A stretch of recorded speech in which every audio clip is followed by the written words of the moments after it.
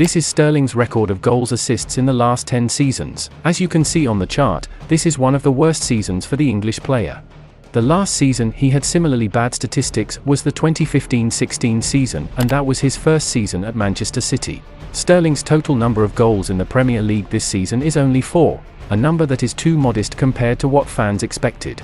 Especially in the last 2 seasons, Sterling has achieved a total of over 25 GA. Sterling's decline became even more noisy as Chelsea continued to sink deeper into the crisis, and were kicked to the bottom half of the table in the Premier League 2022-23.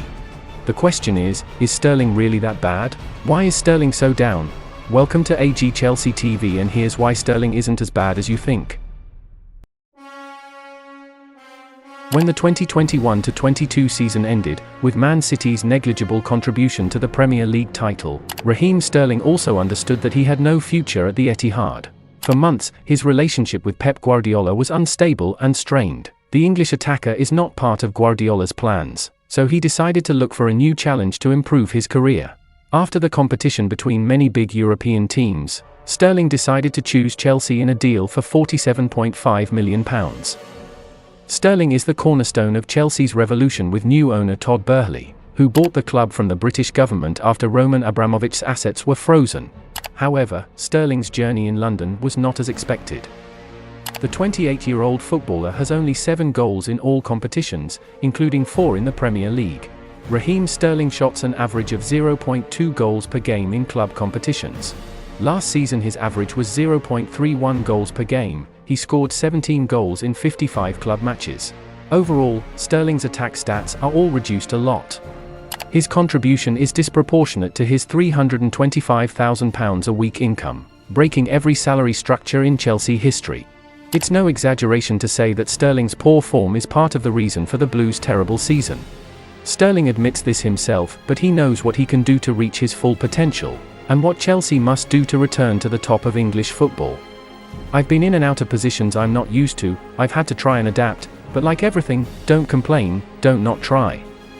It is what it is. Wait for this game on the weekend and try to do what you can do, give your best for the team, and know the more work you put in, the more chance you're going to overcome the situation. So I have to keep working, keep putting in the yards, getting up to people and driving at people, do the right things and the results will come. Injuries make Sterling less prominent.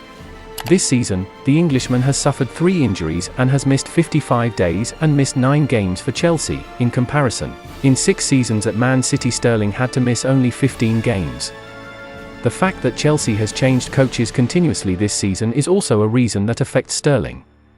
The English winger has to play in at least 5 different positions throughout the season and has scored just 1 goal so far this year. At Chelsea, Sterling was forced to defend more.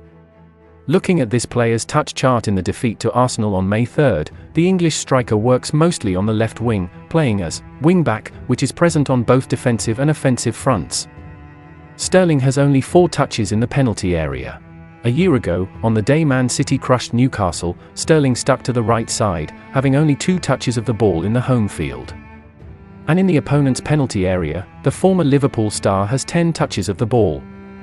This shows that Sterling at Chelsea has to defend more than when he was at Man City. And right after will be the clearest evidence to prove Sterling is not as bad as we think.